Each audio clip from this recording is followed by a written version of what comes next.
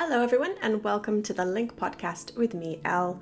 Remember, all you English learners listening, I have created a lesson for you out of this episode and all past episodes. You can always find the link to the English lesson in the description. You can read as you listen, translating words and phrases. You may notice that things look a little different. That is because we've done a huge redesign. It's basically a new app.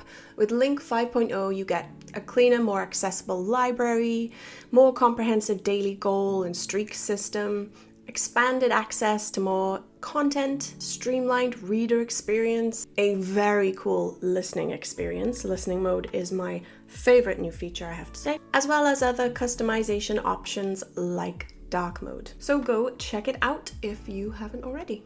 This week's guest joins us from Japan, and it is extremely early in the morning, so I very much appreciate him taking the time. I'm joined this week by actor and producer Dante Carver. Dante, how are you? I'm good. Thank you for having me. I know it may not be as early over there for you guys, but they may be busy, so I appreciate you all taking the time to listen in as well. Well, like I said, I appreciate you. I'm not a morning person. I don't know if you are, but hopefully you are. With coffee, I am. Perfect, of course, essential. So, Dante, I am going to talk about your extremely successful career in Japan and get into all that, but I want to first roll it back to before you even left to go to Japan.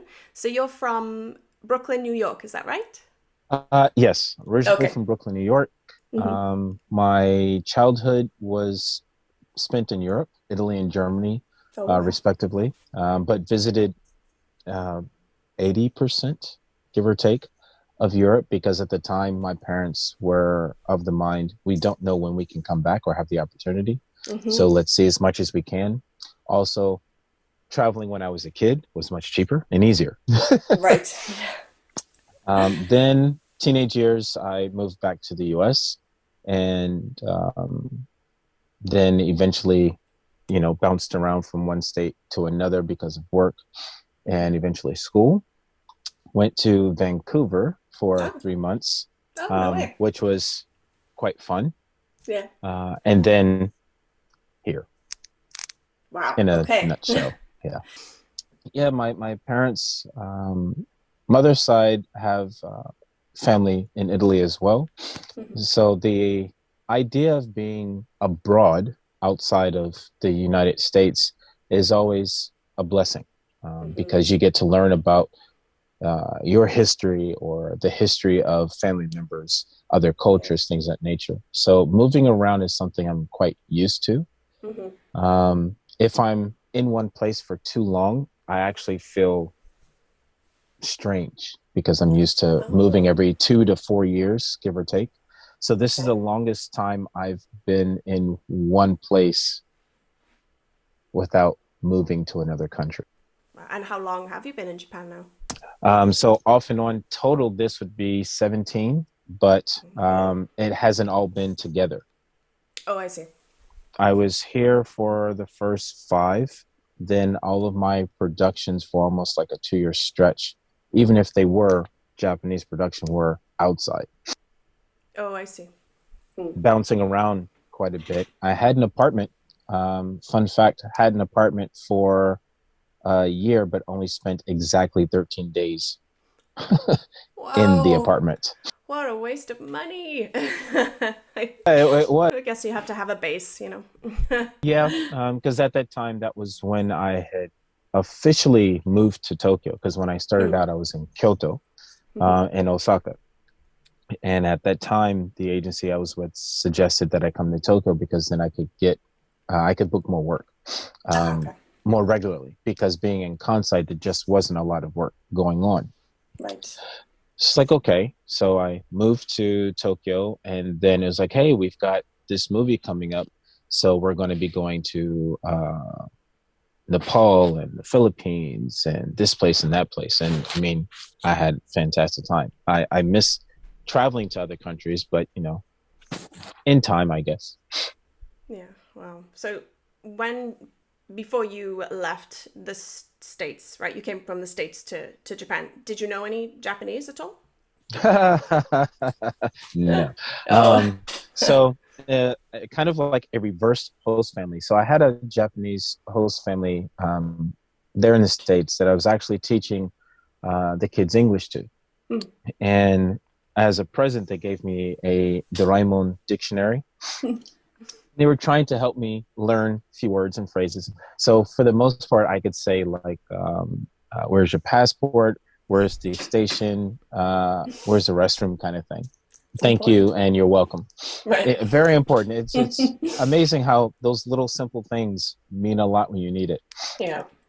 Then when I came here, study wise, a lot of that came from memorizing my scripts and Utada Hikaru, because that's my absolute favorite singer. Utada Hikaru Awesome. is she was also born in New York, Okay. and 2 days after me, Oh, January wow. 19th. And she basically she's like one of the most famous Japanese singers of all time. There's like records that she hit that no other performer had hit. But the reason I liked her was because of her tones and the Okay. style of music. I was introduced to her by some friends in university who are actually from Japan. And my friend's like, "Hey, listen to this." And it was basically it was a mix of different artists, but there was a song called First Love. And again, I didn't speak Japanese, but the tone of it, the piano chords and keys in the back, it just, I don't know, it just resonated. It was like, Mm-hmm. this is really cool. Who is this? Want to learn more. And then that was kind of like the secondary open door to that. And I say secondary because as a child, I studied Shotokan karate with my Oh, father. okay. Wow. But then we moved to Europe. So, that halted. But I've always had an interest in Asia. So my mother and I used to watch martial arts movies. It's kind of like the doorway for me. Right. Um, there used to be this thing called Kung Fu Theater that would come on TV.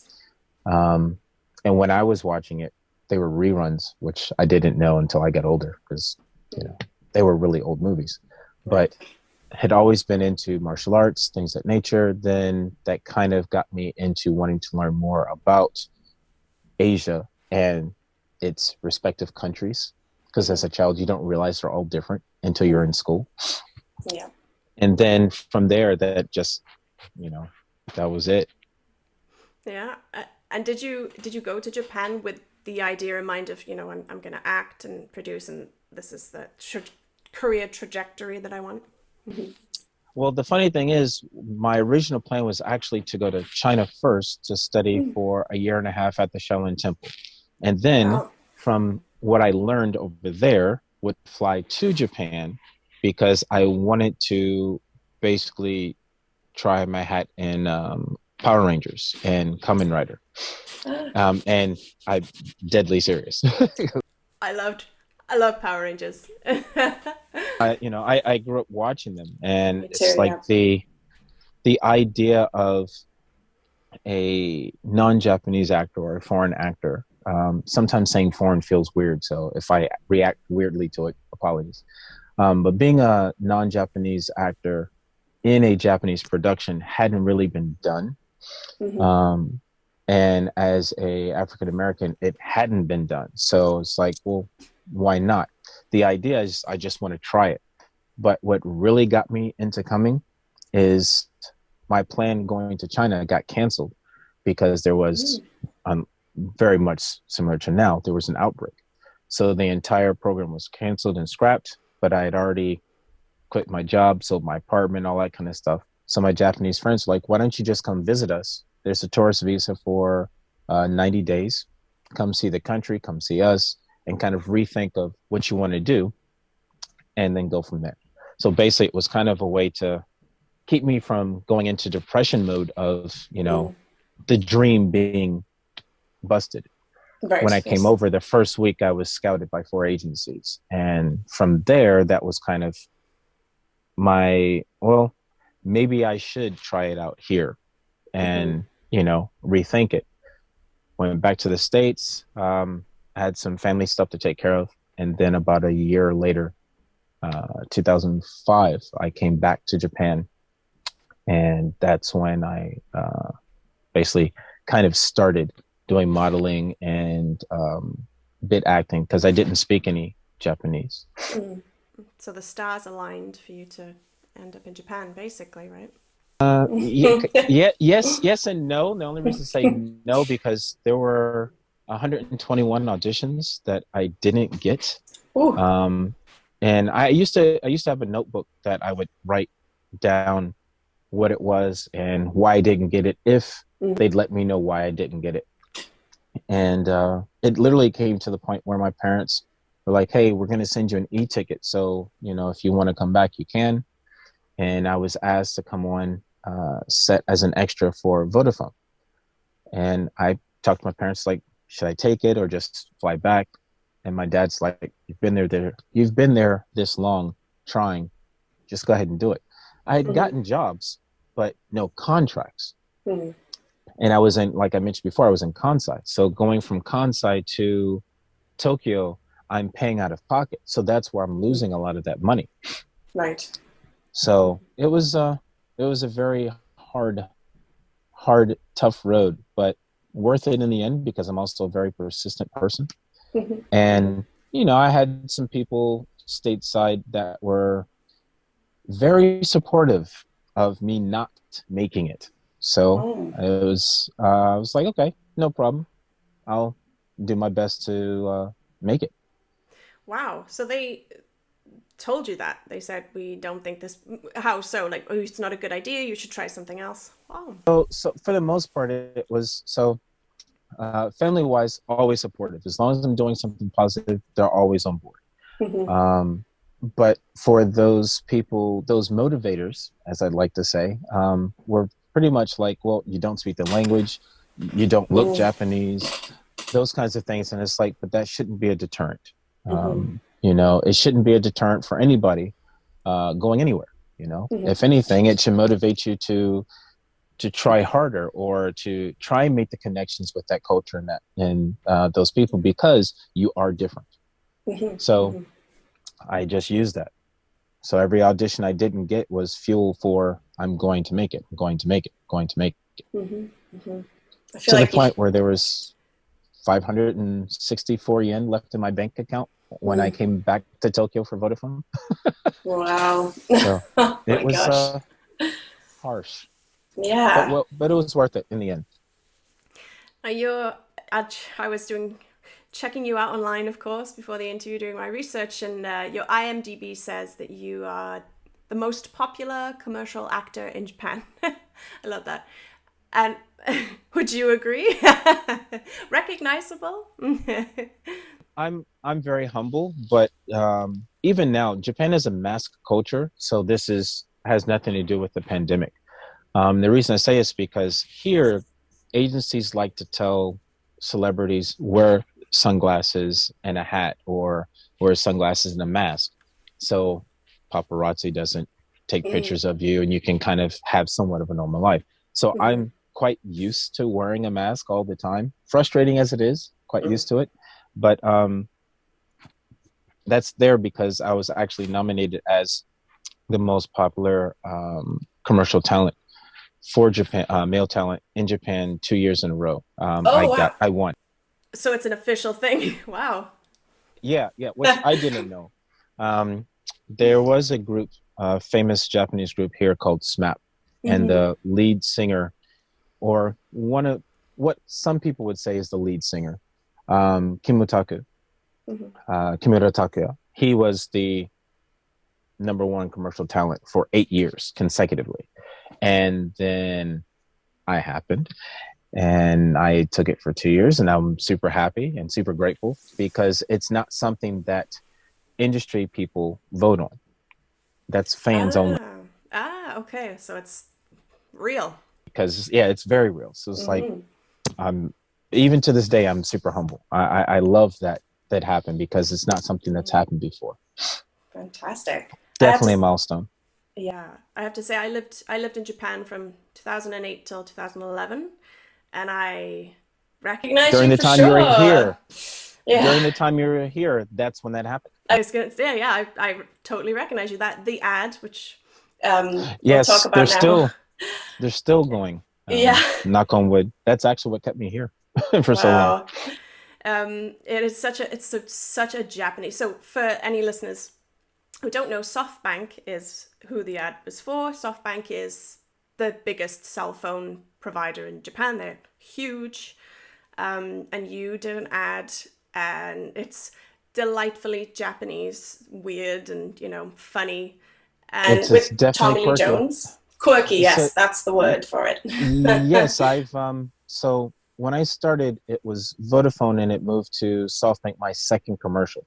The first Ah, commercial I was cast as an extra, but it got changed. We're on set, the director wasn't happy with the flow of things.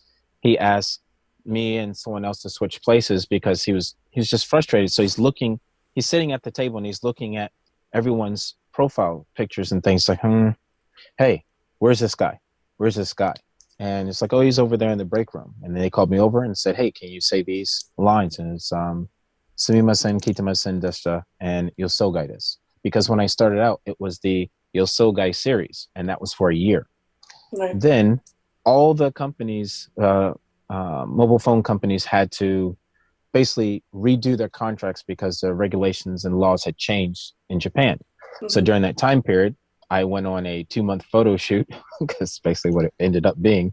And then when I came back, they're like, hey, new script, new idea. And that was the introduction to the White Family for SoftBank. Right. And it by that time, it had officially become SoftBank in Japan, but it's still Vodafone in Europe, Mm-hmm. T-Mobile and Sprint in the US. Ah, right. Okay. Sorry, Wow. very long explanation. Yeah. No, that's good. So how was it then? So you weren't supposed to have that kind of role in the commercial then initially. That you kind of pulled you into it. No, initially, yeah. So initially, so everyone auditioned. I was basically chosen through picture selection, Mm-hmm. and the director basically just liked my tone. I was the only person that looks like me on set, and he's like, "Oh, it's kind of an interesting dynamic because we don't really have because everybody was dressed pretty much the same. Your typical Japanese business suit style, office image, and he just wanted something different.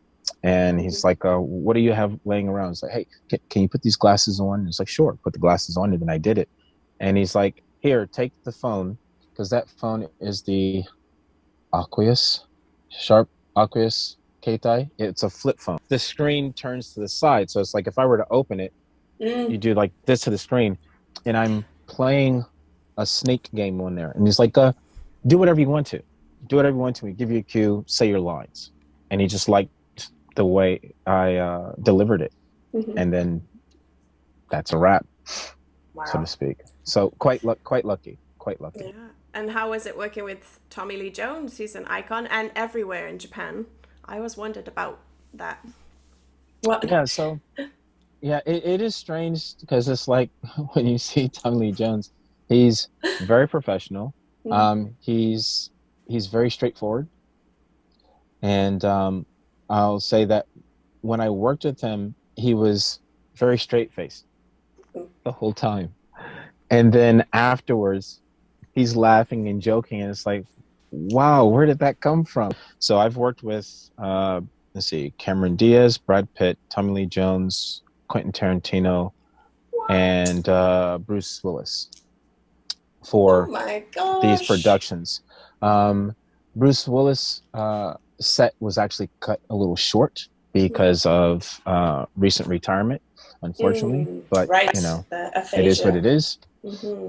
But I will say this: many blessings to him, his family, and also to anyone that I've worked with. I'm just happy that I had the opportunity to do that because they're icons, Mm-hmm. and just you know a Japanese cell phone commercial is not something that you would expect. So I'm happy either way. Yeah. Super happy. But working Wow. with them has been fun. They've been fun. Mm-hmm. I bet. Wow. Tarantino. How is he? What's he like? Out of all of them, I would say he is the most creative and quirky Mm. when he's talking about features that he wants to put together or ideas for something. Um, and he's very, very blunt. Mm. He's very blunt. I can But I imagine. like that. I like that about him because it is what it is. However it comes out, that's it. Whether it's a joke or an anecdote, or we're talking about uh, an idea that he has, because he was a big fan of my sister in the commercials, because she had a TV series, she had a movie series, excuse me, where she's playing a ninja, and he's like, "Yo, that movie's just so cool. It's like, would you be interested in doing another one?" She's like, "No, I'm kind of done. The series is finished." Wow. Because he's like, because at that time he was interested in potentially maybe getting the rights or doing a remake kind of thing, and she's like, I've kind of moved on for that, because what people don't realize is once the films hit the States or hit the Western culture, it's actually been out for a while. Mm. Um, or it's moved on. So like Power Rangers and or Super Sentai here in Japan, most of the time that's only 1 year. So every year it's a new cast, new concept things. But Mhm. outside, we've actually kept cast members and things of that nature for like 2, 3, 4 years, if not more, because we don't Right. like to have them change. Culturally, it's different. So Mm. Mhm. it just happens that way. Right. So Dante, what do you have in the works at the moment? Are you working on any productions or any acting coming up? Yes, actually, quite quite a few things, but Mm. the reason it's been difficult to talk about because of NDAs, or my personal favorite, delays.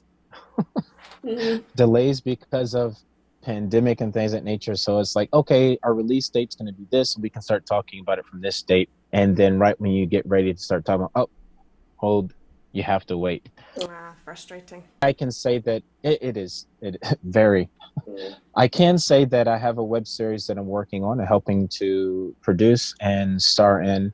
It's one of my friends that I met here a long time ago. It's his passion project, and I really want to help him. And it's called Frayed Rope. We've actually started pre-production on it, and we'll start officially filming the first half of it next month. We've Mhm. actually done some test shoots and things. Let's see, Had Confidence Man, JP, come out in the theaters in January. It'll be out in Blu-ray next week. Okay. Wow. And if you have Netflix, definitely check out Resident Evil Vendetta and Infinite Darkness. Resident Evil Vendetta, they're CG movies. Hmm. The character DC that's in it, that's me. Oh, And fantastic. Infinite Darkness, I'm playing like 4 different characters, so I'm everywhere. Wow. The other productions I can't say yet, but definitely keep an eye out on my. I'd say Instagram is the one that I'm most active on, Hmm. and I usually post something there. If not in stories, then definitely on the actual page itself. I see. Okay.